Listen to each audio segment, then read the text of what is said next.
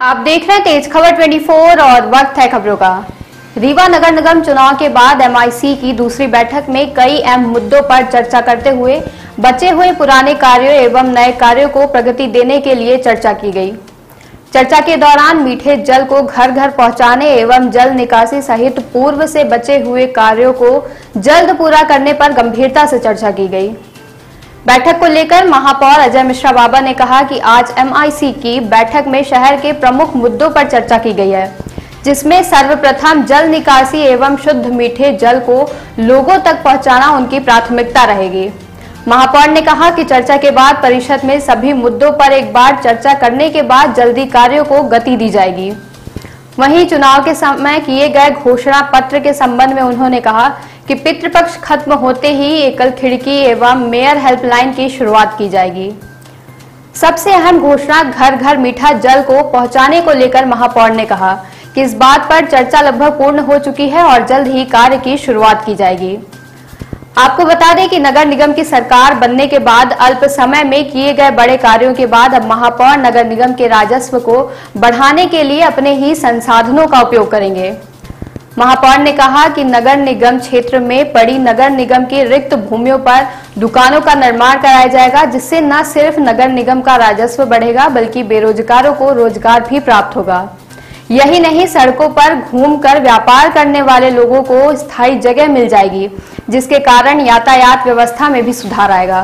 साथ ही उन्होंने बताया अब मनोरंजन कर भी लगाया जाएगा। कुल मिलाकर संसाधनों का सही प्रयोग करने के बाद रीवा नगर निगम क्षेत्र में कई सुधार अपने आप होने की संभावनाएं बढ़ जाएंगी।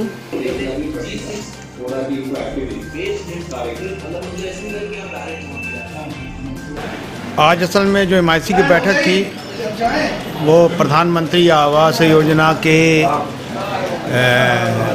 जो एमआईजी और एलआईजी फ्लैटों के मामले थे, उनके रेट निर्धारण को लेकर था। निविदाएँ आई थी तो उसमें ये था पहले आओ पहले पाओ के तहत उसका मामला था। कुछ ईडब्ल्यूएस भवन जिन लोगों ने पैसा नहीं जमा किया था उसको निरस्त का था, तो उसको निरस्त करने के बाद जो क्यू में है उनको देने की बात आई है। कुछ भूखंड नगर निगम के अपने स्कीम नंबर 6 में 13-14 के लगभग खाली थे, उनको ऑक्शन के लिए कहा गया है। और शोरूम दुकानें ये सब ये परिषद में जाएंगे मामले। और मनोरंजन कर आमोद प्रमोद पे एक चर्चा हुई थी, तो वो सभी जगह लग गया है। यहाँ नहीं लगा था। सिनेमा हॉल, केबल सेवा, डीटीएच सेवा, टेलीकॉम सेवा, प्रदर्शनी, संगीत, सर्कस, संगीत कार्यक्रम, इसमें मनोरंजन कर लगना है। तो संगीत को मुक्त कर दिया गया है। अब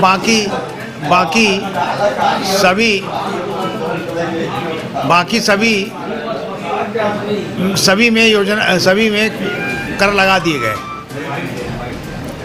सभी में कर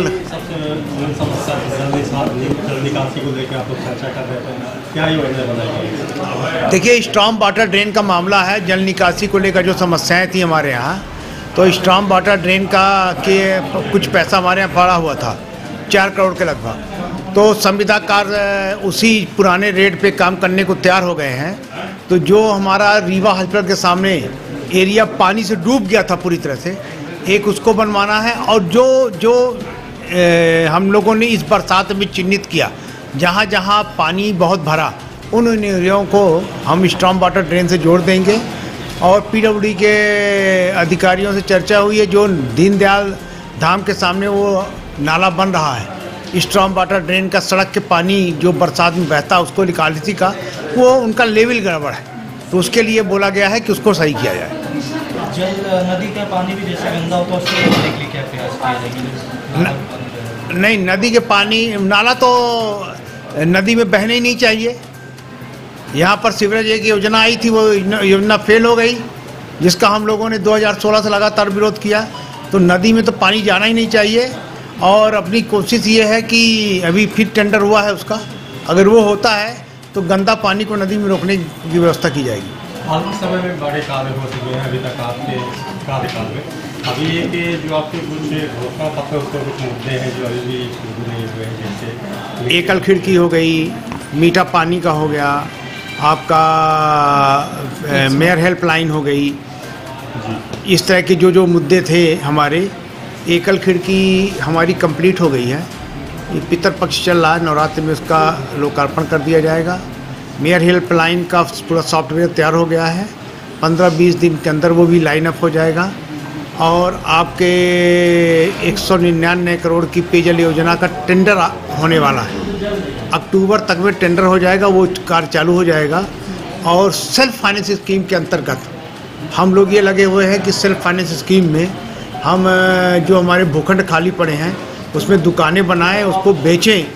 तो उसमें 2 चीज़ें होंगी, एक तो रीवा के लोगों को सस्ती दुकानें मिलेंगी और दूसरा आरक्षण रहेगा, तो आरक्षित वर्ग के लोगों को भी लाभ मिलेगा उसमें। अपने ST SC OBC ये सब आरक्षण होता है। और हमारा काम है रीवा के लोगों को सस्ती दर पे दुकान देना। तो उसमें 10% सुपरविजन चार्ज और 15%